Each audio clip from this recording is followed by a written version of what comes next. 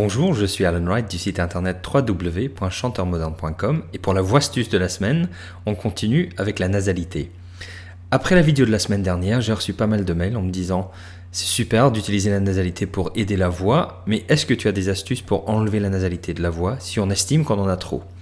Donc oui, cette semaine, je vais vous donner une petite astuce assez rapide qui peut vous aider à contrôler le degré de nasalité dans la voix. Je précise encore une fois que pour moi, la nasalité n'est pas forcément un défaut. Ça peut être un choix esthétique valable, mais ça doit être un choix. Ça ne doit pas apparaître sans que vous le vouliez. Commençons alors par regarder un son qui contient de la nasalité et un son qui n'en contient pas. Donc on va faire le 1 de pain pour commencer. 1... Et pour tester si un son est nasal ou pas, il suffit de pincer le nez. Si le son qui sort est modifié, ça veut dire que le nez joue un rôle de résonateur, donc le son peut être considéré comme étant nasalisé. On essaie encore. 1. Là, clairement, le son change quand j'appuie sur le nez, donc on va dire que ça, c'est un son nasalisé. Maintenant, on va faire un A. A. Et je fais le même test.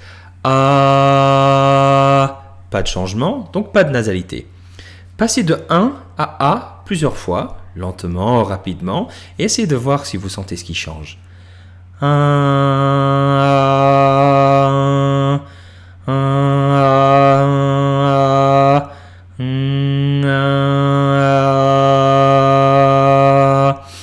Essayez avec le petit test du pincement.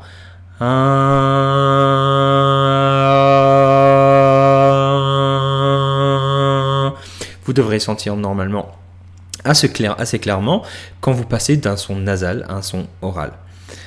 Du coup, cette semaine, entraînez-vous à chanter une chanson dans la position 1 et la même chanson dans la position A pour avoir plus de contrôle sur le degré de nasalité dans votre voix. À la semaine prochaine pour une autre voix astuce.